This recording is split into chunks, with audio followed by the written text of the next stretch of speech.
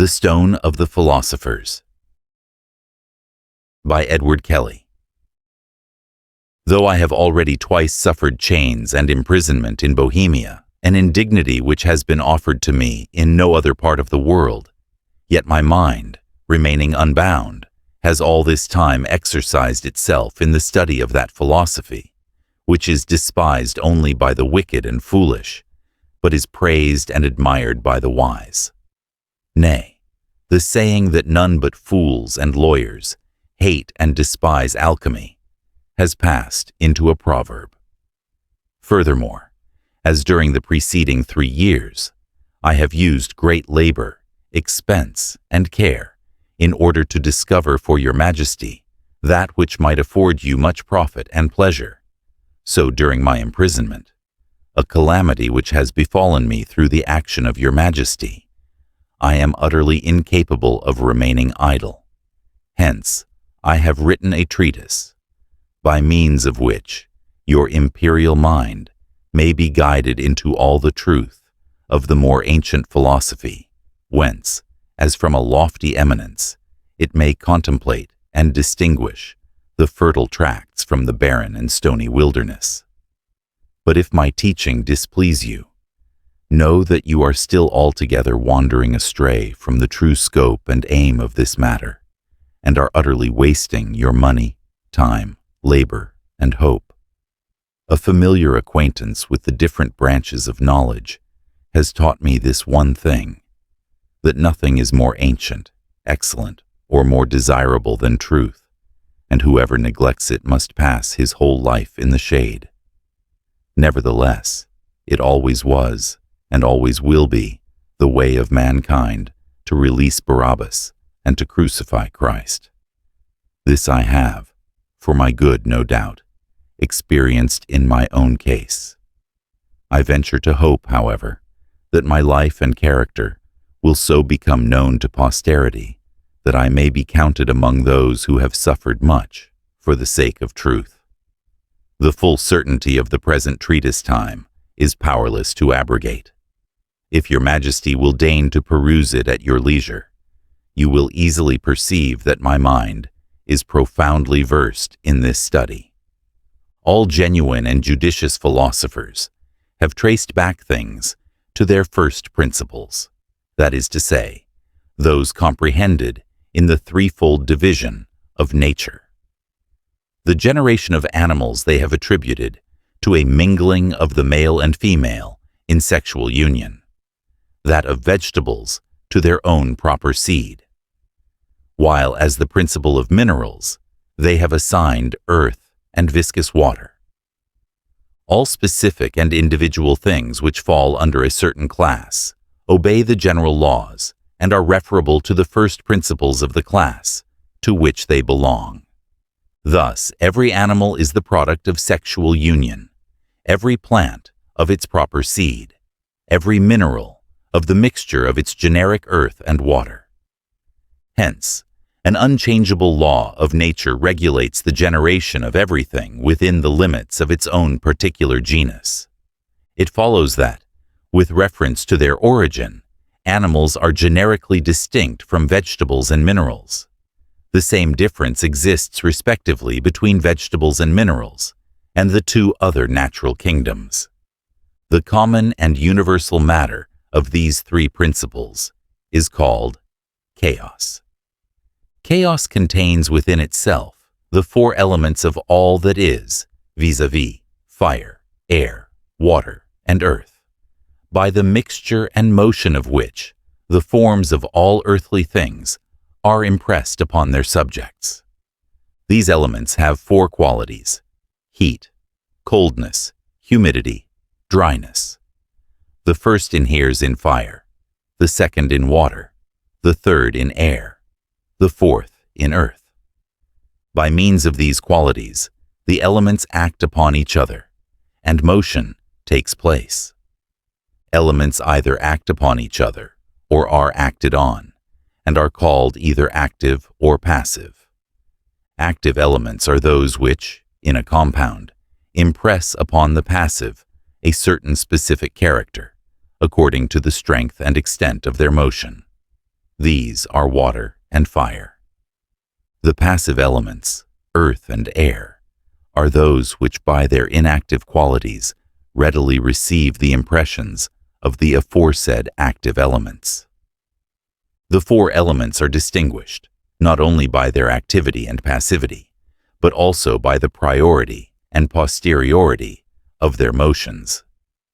Priority and posteriority are here predicated either with references to the position of the whole sphere or the importance of the result or aim of the motion.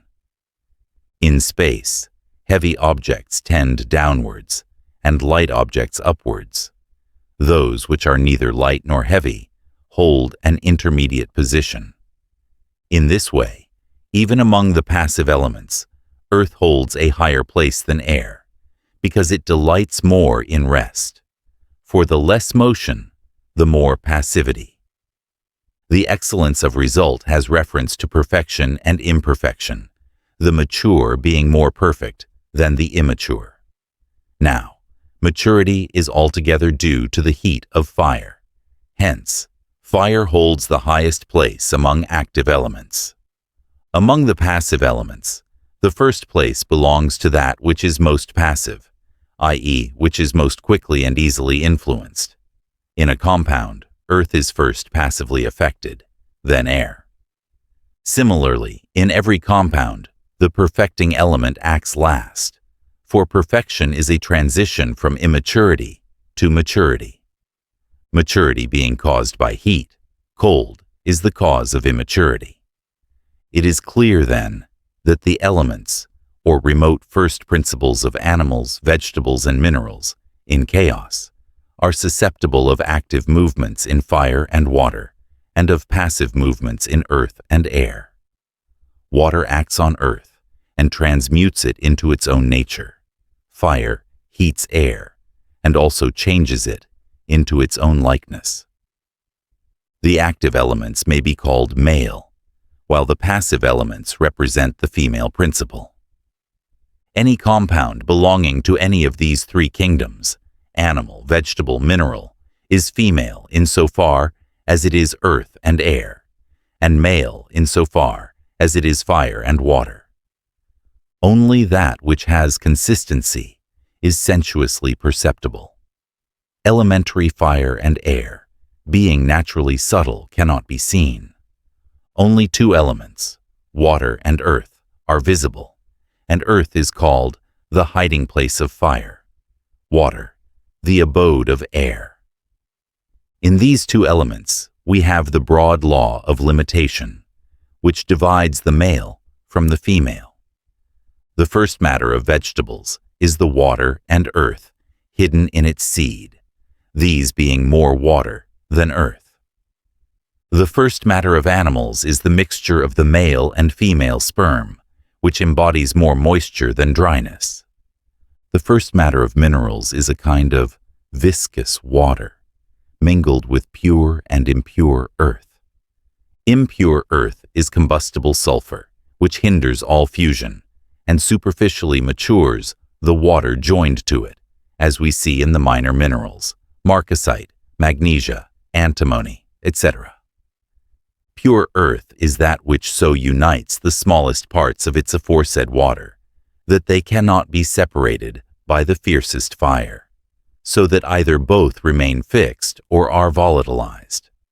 Of this viscous water and fusible earth, or sulfur, is composed that which is called quicksilver, the first matter of the metals. Metals are nothing but mercury, digested by different degrees of heat. Different modifications of heat cause, in the metallic compound, either maturity or immaturity. The mature is that which has exactly attained all the activities and properties of fire. Such is gold. The immature is that which is dominated by the element of water, and is never acted on by fire. Such are lead, tin, copper, iron, and silver. Only one metal, vis-a-vis gold, is absolutely perfect and mature. Hence it is called the perfect male body. The rest are immature and, therefore, imperfect. The limit of immaturity is the beginning of maturity, for the end of the first is the beginning of the last. Silver is less bounded, aqueous immaturity than the rest of the metals, though it may indeed be regarded as to a certain extent impure. Still its water is already covered with the congealing vesture of its earth, and it thus tends to perfection. This condition is the reason why silver is everywhere called by the sages the perfect female body. All other metals differ only in the degree of their imperfection, according as they are more or less bounded by the said immaturity. Nevertheless, all have a certain tendency towards perfection, though they lack the aforesaid congealing vesture of their earth. This congealing force is the effect of earthy coldness, balancing its own proper humidity and causing fixation in the fluid matter. The lesser metals are fusible in a fierce fire and therefore lack this perfect congealing force. If they become solid when cool, this is due to the arrangement of their aforesaid earthy particles.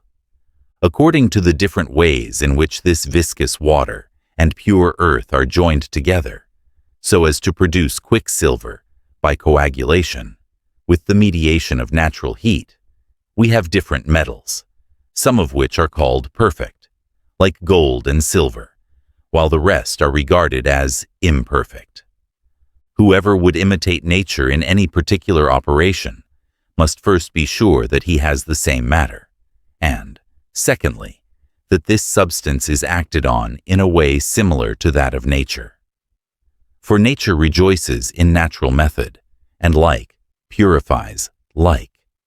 Hence, they are mistaken who strive to elicit the medicine for the tinging of metals from animals or vegetables. The tincture and the metal tinged must belong to the same root or genus, and as it is the imperfect metals upon which the philosopher's stone is to be projected, it follows that the powder of the stone must be essentially mercury. The stone is the metallic matter which changes the forms of imperfect metals into gold, as we may learn from the first chapter of The Code of Truth. The philosophical stone is the metallic matter converting the substances and forms of imperfect metals, and all sages agree that it can have this effect only by being like them. That mercury is the first matter of metals, I will attempt to prove by the saying of some sages. In the Turba Philosophorum, chapter 1, we find the following words: "In the estimation of all sages, mercury is the first principle of all metals." And a little further on, "As flesh is generated from coagulated blood, so gold is generated out of coagulated mercury." Again, towards the end of the chapter, "All pure and impure metallic bodies are mercury, because they are generated from the same." Arnold writes thus to the King of Aragon: "Know that the matter and sperm of all metals are mercury, digested and thickened in the womb of the earth. They are digested by sulphureous heat, and according to the quality and quantity of the sulfur, different metals are generated. Their matter is essentially the same, though there may be some accidental differences, such as a greater or less degree of digestion, etc. All things are made of that into which they may be resolved, e.g., ice or snow, which may be resolved into water, and so all metals may be resolved into quicksilver. Hence, they are made out of quicksilver." The same view is set forth by Bernard of Trevisa in his book on the transmutation of metals. Similarly, quicksilver is the substance of all metals. It is as a water, by reason of the homogeneity which it possesses with vegetables and animals, and it receives the virtues of those things which adhere to it in decoction. A little further on, the same, Trevisan affirms that gold is nothing but quicksilver congealed by its sulfur. And, in another place, he writes as follows: The solvent differs from the soluble only in proportion and degree of digestion, but not in matter, since nature has formed the one out of the other without any addition, even as by a process equally simple and wonderful, she evolves gold out of quicksilver. Again, the sages have it that gold is nothing but quicksilver perfectly digested in the bowels of the earth, and they have signified that this is brought about by sulfur, which coagulates the mercury and digests it by its own heat. Hence the sages have said that gold is nothing but mature quicksilver. Such also is the consensus of other authorities. The sounding of the trumpet gives forth no uncertain note. Extract quicksilver from the bodies, and you have above the ground quicksilver and sulfur of the same substance of which gold and silver are made in the earth. The way of ways leads to the same conclusion. Reverend Father, incline they venerable ears, and understand that quicksilver is the sperm of all metals, perfect and imperfect, digested in the bowels of the earth by the heat of sulfur, the variety of metals being due to the diversity of their sulfur. We find in the same tract a similar canon. All metals in the earth are generated in mercury, and thus mercury is the first matter of metals. To these words Avicenna signifies his assent in chapter 3. As ice, which by heat is dissolved into water, is clearly generated out of water, so all metals may be resolved into mercury, whence it is clear that they are generated out of it. This reasoning is confirmed by the sounding of the trumpet. Every passive body is reduced to its first matter by operations contrary to its nature. The first matter is quicksilver, being itself the oil of all liquid and ductile things. So also the third chapter of the Correction of Fools.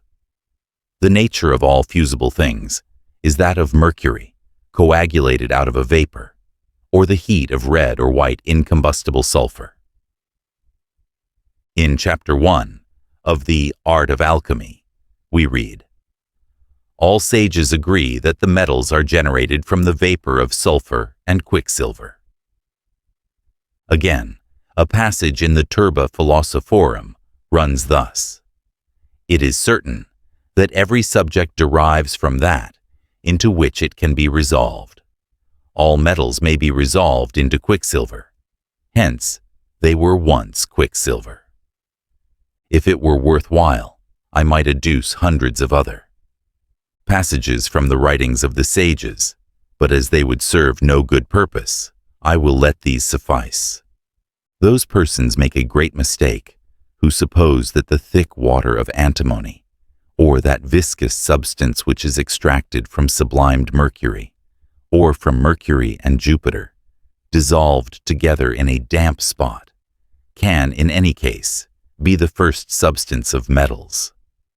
Antimony can never assume metallic qualities, because its water and moisture are not tempered with dry, subtle earth, and want, moreover, that unctuosity which is characteristic of malleable metals.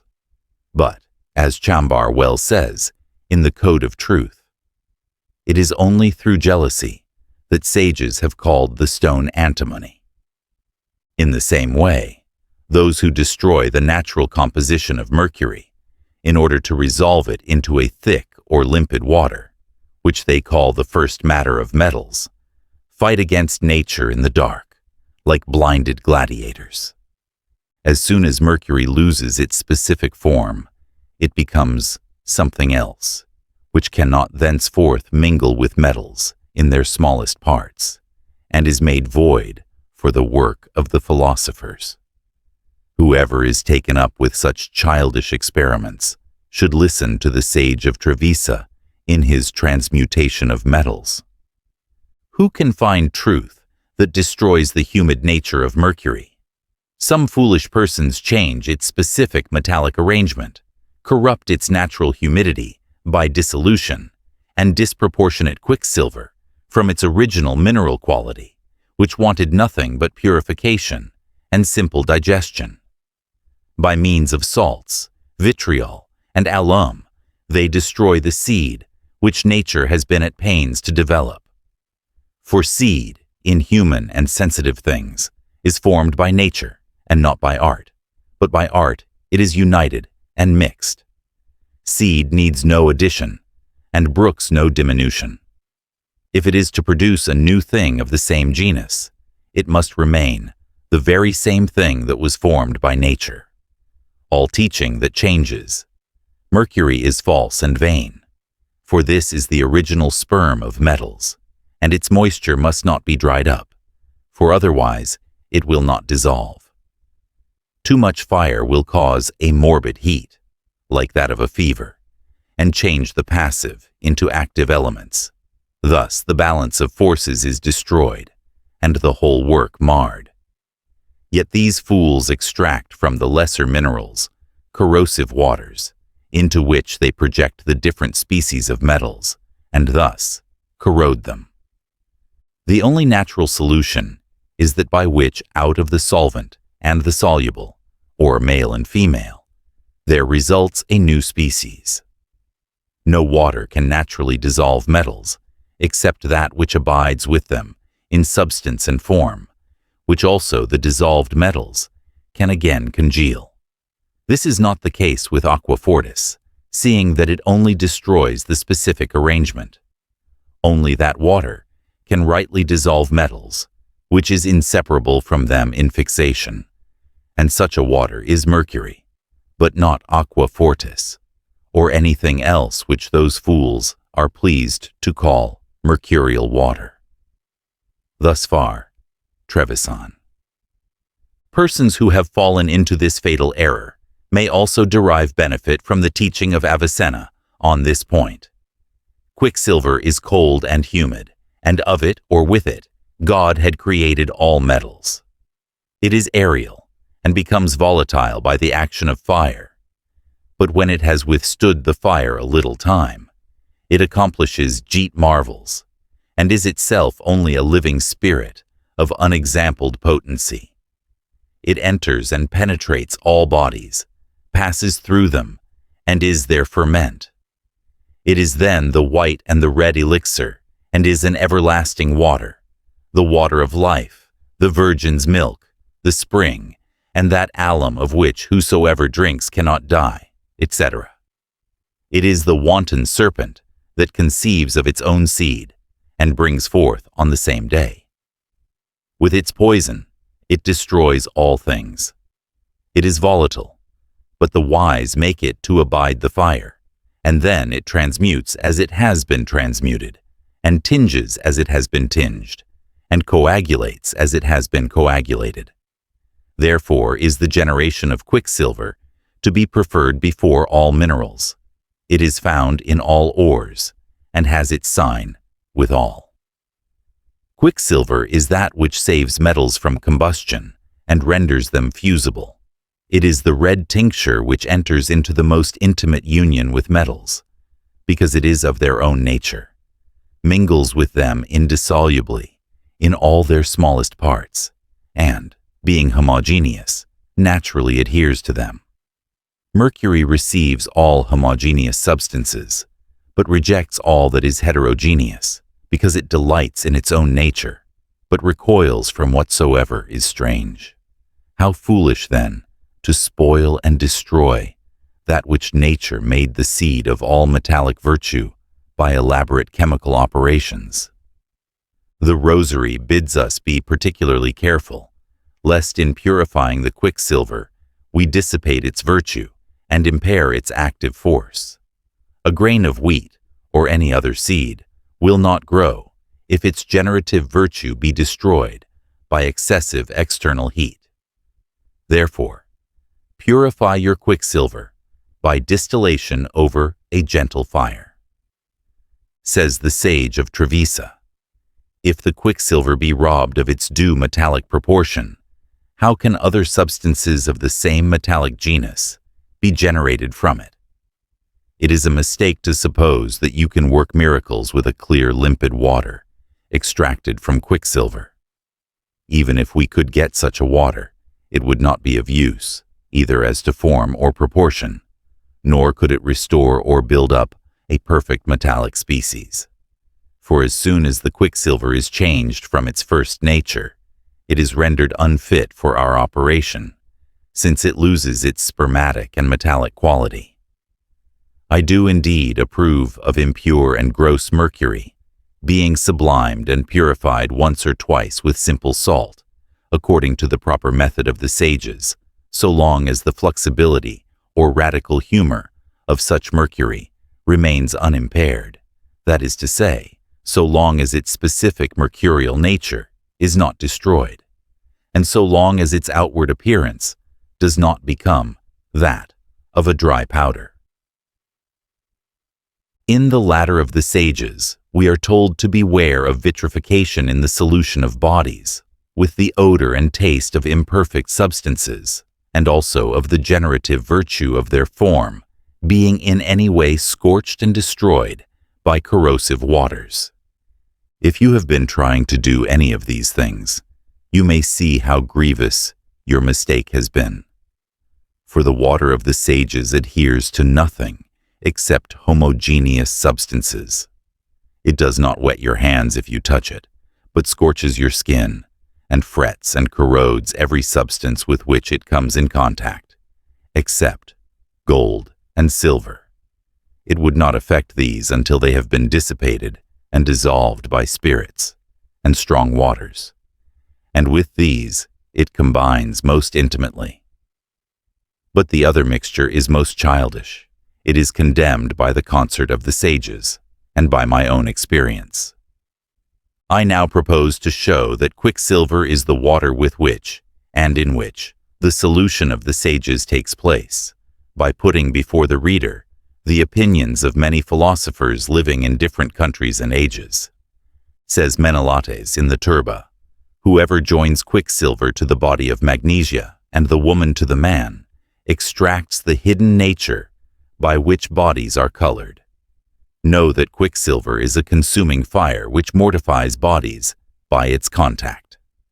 Another sage, in the Turba, says, "Divide the elements by fire, unite them through the mediation of mercury, which is the greatest arcanum, and so the magistery is complete, the whole difficulty consisting in the solution and conjunction. The solution, or separation, takes places through the mediation of mercury, which first dissolves the bodies, and these are again united by ferment and mercury." Rosinus makes gold address mercury as follows: "Dost thou dispute with me, Mercury? I am the Lord, the stone which abides the fire." Says Mercury, "Thou sayest true, but I have begotten thee, and one part of me quickens many of thee, since thou art grudging in comparison with me. Whoever will join me to my brother or sister shall live and rejoice, and make me sufficient for thee." In the 5th chapter of the Book of Three Words, we read, "I tell thee that in Mercury are the works of the planets, and all their imaginations in its pages." Aristotle says that the first mode of preparation is that the stone shall become mercury. He calls mercury the first body, which acts on gross substances and changes them into its own likeness. If mercury did nothing else than render bodies subtle and like itself, it would suffice us. Senior. Our stone, then, is congealed water, that is to say, mercury congealed in gold and silver, and, when fixed, resistant to the fire. The sounding of the trumpet. Mercury contains all that the sages seek and destroys all flaky gold. It dissolves, softens, and extracts the soul from the body. The Book on the Art of Alchemy. The sages were first put upon attempting to clothe inferior bodies in the glory and splendor of the perfect body, when they discovered that metals differ only according to the greater or smaller degree of their digestion, and are all generated from mercury, with which they extracted gold and reduced it to its first nature. The correction of fools. Observe that crude mercury dissolves bodies and reduces them to their first matter, or nature. Being made of clear water, it always strives to corrode the crude, and especially that which is nearest to its own nature, vis-a-vis gold and silver. The same book observes, you can make use of crude mercury as follows, to seal up and open natures, since similar things are helpful, one to another. Once more, quicksilver is the root in the art of alchemy, for the sages say that all metals are of it, and through it, and in it. It follows that the metals must first be reduced to mercury, the matter and sperm of all metals.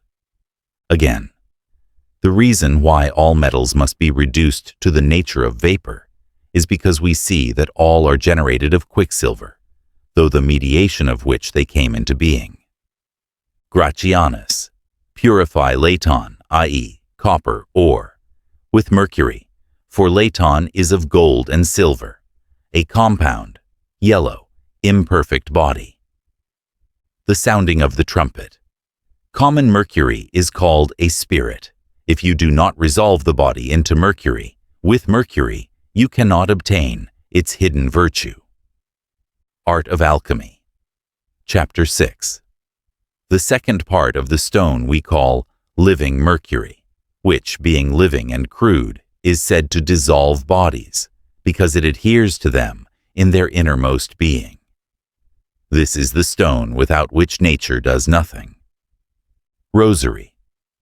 Mercury never dies, except with its brother and sister. When mercury mortifies the matter of the sun and moon, there remains a matter like ashes. The Sage of Trevisa. Add nothing above ground for digesting and thickening mercury into the nature of gold or of metals. Again, this solution is possible and natural, that is to say, by art as handmade to nature, and is unique and necessary in the work. But it is brought about only by quicksilver, in such proportions as commend themselves to a good workman who knows the inmost properties of nature. Art of Alchemy. Who can sufficiently extol mercury? For mercury alone has power to reduce gold to its first nature. From these quotations it is clear what the sages meant by their water, and what they thought of this wonderful liquid, vis-a-vis mercury, to which they ascribed all power in the magistery, for nothing can be perfected outside its own genus. Men digest vegetables, not in the blood of animals, but in water, which is their first principle, nor are minerals affected by the vegetable liquid. In the words of the sounding of the trumpet, the whole magistery consists in dividing the elements from the metals and purifying them, and in separating the sulfur of nature from the metals.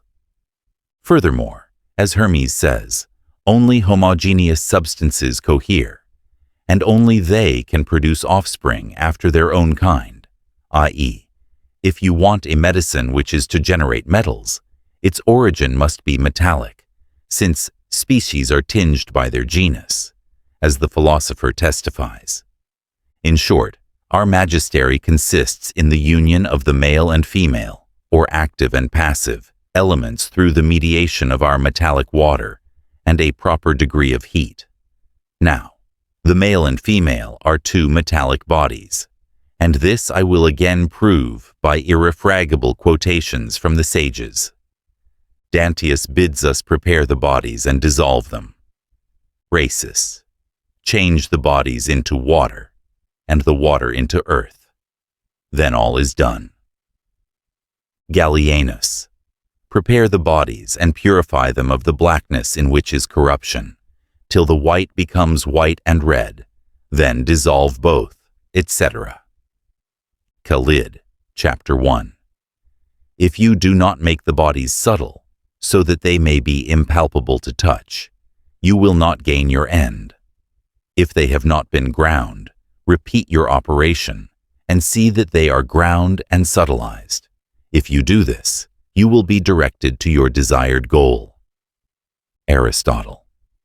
Bodies cannot be changes except by reduction into their first matter.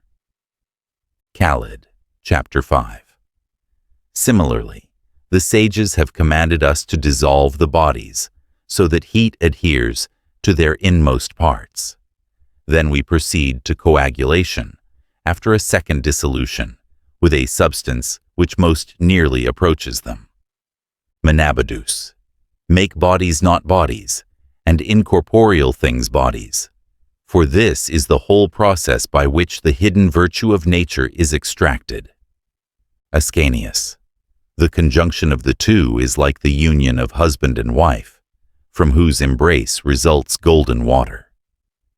Anthology of Secrets, wed the red man to the white woman, and you have the whole magistery. The sounding of the trumpet, there is another quicksilver and permanent tincture which is extracted from perfect bodies by dissolution, distillation, sublimation, and subtilization. Hermes, join the male to the female in their own proper humidity, because there is no birth without union of male and female. Plato, nature follows a kindred nature, contains it, and teaches it to resist the fire. Wed the man to the woman, and you have the whole magistery. Avicenna, purify husband and wife separately, in order that they may unite more intimately. For if you do not purify them, they cannot love each other. By conjunction of the two natures, you get a clear and lucid nature, which, when it ascends, becomes bright and serviceable. Art of alchemy. Two bodies provide us with everything in our water. Trevisanus, only that water which is of the same species and can be thickened by bodies can dissolve bodies. Hermes, let the stones of mixture be taken in the beginning of the first work, and let them be equally mixed into earth. Mirror, our stone must be extracted from the nature of two bodies before it can become a perfect elixir. Democritus, you should first dissolve the bodies over white-hot ashes and not grind them except only with water. Rosary of Arnold, extract the medicine from the most homogeneous bodies in nature. I have thus proved the number of the bodies from which the elixir is obtained. I will now show by quotations what these bodies are. Exposition of the letter of King Alexander. In this art, you must wed the sun and the moon. The sounding of the trumpet. The sun only heats the earth and imparts to it his virtue through the mediation of the moon, which, of all stars, most readily receives his light and heat. The correction of fools. Sow gold and silver, and they will yield to your labor 1,000-fold, through the mediation of that thing which alone has what you seek. The tincture of gold and silver exhibits the same metallic proportions as the imperfect metals, because they have a common first matter in mercury. Again, tinge with gold and silver, because gold gives the golden and silver the silver color and nature. Reject all things that have not naturally or virtually the power of tinging, as in them is no fruit, but only waste of money and gnashing of teeth. Senior, I, the sun, am hot and dry, and thou, the moon, art cold and moist. When we are wedded together in a closed chamber, I will gently steal away thy soul. Rosinus to Seratant. From the living water we obtain earth, a homogeneous dead body, composed of two natures, that of the sun and that of the moon. Again, when the sun, my brother, for the love of me, silver, pours his sperm, i.e. his solar fatness, into the chamber, i.e. my lunar body, namely, when we become one in a strong and complete complexion and union, the child of our wedded love will be born. Hermes, its humidity is of the empire of the moon, and its fatness of the empire of the sun, and these two are its coagulum and pure seed. Astratus says, "Whoever would attain the truth, let him take the humor of the sun and the spirit of the moon." Turba Philosophorum. Both bodies in their perfection should be taken for the composition of the elixir, whether orange or white, for neither becomes liquid without the other. Again, gold says, "No one kills me but my sister." Aristotle. If I did not see gold and silver, I should certainly say that alchemy was not true. The Sage. The foundation of our art is gold and its shadow. Art of alchemy. We have already said that gold and silver must be united. Rosary. There is an addition of orange color by which the medicine is perfected from the substance of fixed sulfur, i.e., both medicines are obtained from gold and silver. The Sage. Whoever knows how to tinge sulfur and quicksilver has reached the great arcanum. Gold and silver must be in the tincture, and also the ferment of the spirit. Rosary. The ferment of the sun is the sperm of the man, the ferment of the moon, the sperm of the woman. Of both, we get a chaste union and a true generation. The sounding of the trumpet. You want silver to subtilize your gold and make it volatile by removing its impurity, since the silver has a greater need of the light of gold. Therefore Hermes, as also Aristotle in his treatise on plants, says that gold is its father and silver its mother. Nothing else is needed for our stone. Silver is the field in which the seed of gold is sown. And a little further on, "In my sister, the moon, grows your wisdom, and not in any other of my servants, saith the Lord Sun. I am like seed sown in good and pure soil, which sprouts and grows and multiplies and yields great gain to the sower. I, the sun, give to thee, the moon, my beauty, the light of the sun, when we are united in our smallest parts." And the moon says to the sun, "Thou hast need of me, as the cock has need of the hen, and I need thy operation, who art perfect in morals, the Father of lights, a great and mighty Lord, hot and dry. And I am the waxing moon, cold and moist, but I receive thy nature by our union." Avicenna. In order to obtain the red and the white elixir, the two bodies must be united. For though gold is the most fixed and perfect of the metals, yet if it be dissolved into its smallest parts, it becomes spiritual and volatile, like quicksilver, and that because of its heat. This tincture, which is without number, is called the hot male seed. But if silver be dissolved in warm water, it remains fixed as before, and has little or no tincture, yet it readily receives the tincture in a temperament of hot and cold, and is called the cold, dry, female seed. Gold or silver by themselves are not easily fusible, but a mixture of the two melts readily, as is well known to goldsmiths. Hence, if our stone did not contain both gold and silver, it would not be liquid, and would yield no medicine through any magistery, nor tincture. For if it yielded tincture, it would still have no tinging power. And a little further on, "Take heed, then, and operate only on gold, silver, and quicksilver, since all the profit of our art is derived from these three."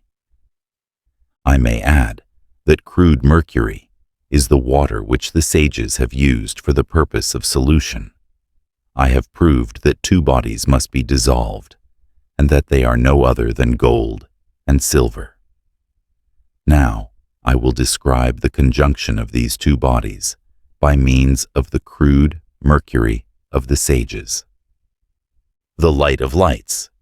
Know that it is gold, silver, and mercury that whiten and redden within and without. The dragon does not die unless he be killed with his brother and sister, and it must be not by one, but by both together. The ladder of the sages.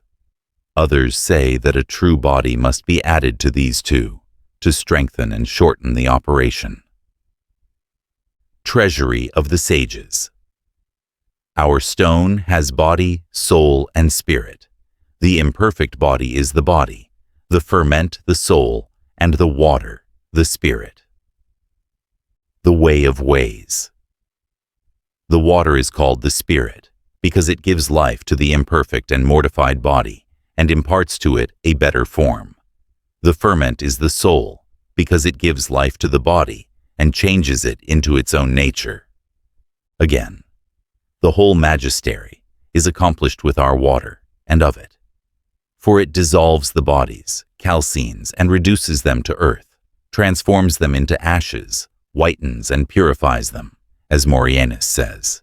Azoth and fire purify Laton, that is to say, wash it, and thoroughly remove its obscurity. Laton is the impure body. Azoth is quicksilver. The sounding of the trumpet. As without the ferment, there is no perfect tincture, as the sages say.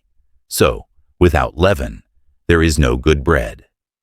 In our stone, the ferment is like the soul, which gives life to the dead body through the mediation of the spirit, or mercury. The Rosary and Peter of Zalentum say, if the ferment, which is the medium of conjunction, be placed in the beginning or in the middle, the work is more quickly perfected. The sounding of the trumpet. The elixir of the sages is composed of three things, vis-a-vis, the lunar, the solar, and the mercurial stone. In the lunar stone is white sulfur, in the solar stone red sulfur, and the mercurial stone embraces both, which is the strength of the whole magistery. Examenos. The water, with its adjuncts being placed in the vessel, preserves them from combustion. The substances being ground with water, there follows the ascension of the athelia, and the imbibition of water is sufficient by itself to complete the work. Plato. Take fixed bodies, join them together, wash the body in the bodily substance, and let it be strengthened with the incorporeal body, till you change it into a real body. Pandulphus. The fixed water is pure water of life, and no tinging poison is generated without gold and its shadow. Whoever tinges the poison of the sages with the sun and its shadow has attained the highest wisdom. Again, separate the elements with fire, unite them by means of mercury, and the magistery is complete. Exercit 14. The spirit guards the body and preserves it from fire. The clarified body keeps the spirit from evaporating over the fire, the body being fixed and the spirit incombustible. Hence, the body cannot be burnt, because the body and spirit are one through the soul. The soul prevents them from being separated by the fire. Hence, the three together can defy the fire and anything else in the world. Rhasis, Book of Lights. Our stone is named after the creation of the world, being three and yet one. Nowhere is our mercury found purer than in gold, silver, and common mercury. When bodies and spirits are dissolved, they are resolved into the four elements, which become a firm and fixed substance. But when they are not both dissolved, there is a particular mixture which the fire can still separate. Rosinus. In our magistery are a spirit and bodies, whence it is said, it rejoices being sown in the three associated substances. Khalid. Prepare the strown bodies with the dissolves humidity, till either shall be reduced to its subtle form. If you do not subtilize and grind the bodies till they become impalpable, you will not find what you seek. Rosinus. The stone consists of body, soul, and spirit, or water, as the philosophers say, and is digested in one vessel. Our whole magistery is of and by our water, which dissolves the bodies, not into water, but by a true philosophical solution into the water, whence metals are extracted, and is calcined and reduced to earth.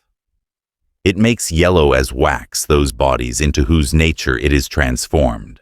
It substantializes, whitens, and purifies the laton, according to the word of Morianus. Aristotle. Take your beloved son, and wed him to his sister, his white sister, in equal marriage, and give them the cup of love, for it is a food which prompts them to union. All pure things must be united to pure things, or they will have sons unlike themselves. Therefore, first of all, even as Avicenna advises, sublime the mercury, and purify in it impure bodies. Then pound and dissolve. Repeat this operation again and again. Ascanius.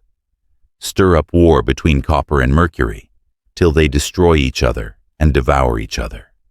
Then the copper coagulates the quicksilver. The quicksilver congeals the copper, and both bodies become a powder, by means of diligent imbibition and digestion. Join together the red man and the white woman, till they become ethelia, that is, quicksilver. Whoever changes them into a spirit by means of quicksilver, and then makes them red, can tinge every body.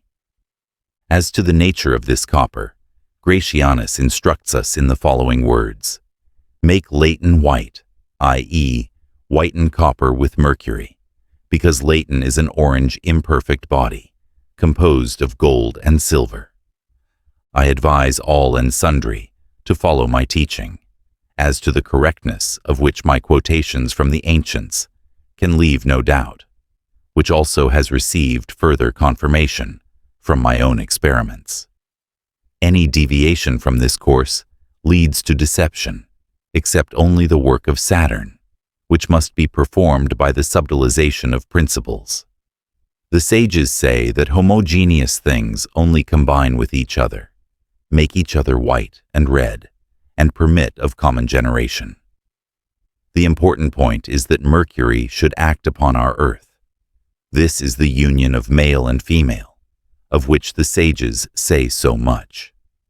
After the water or quicksilver has once appeared, it grows and increases because the earth becomes white, and this is called the impregnation. Then the ferment is coagulated, i.e., joined to the imperfect prepared body, till they become one in color and appearance. This is termed the birth of our stone, which the sages call the king. Of this substance it is said in the art of alchemy that if anyone scorches this flower and separates the elements, the generative germ is destroyed.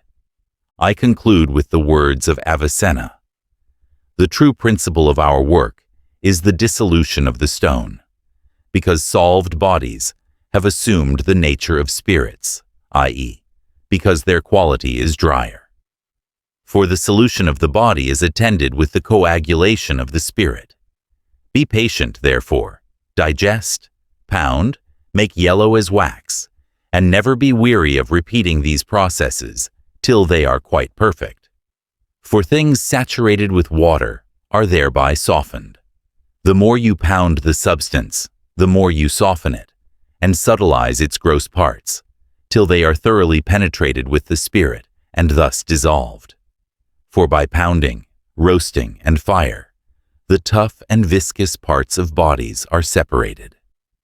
Finally, I do you to wit, sons of knowledge, that in the work of the sages there are three solutions. The first is that of the crude body. The second is that of the earth of the sages. The third is that which takes place during the augmentation of the substance. If you diligently consider all that I have said, this magistery will become known to you. As for me, how much I have endured on account of this art, history will reveal to future ages.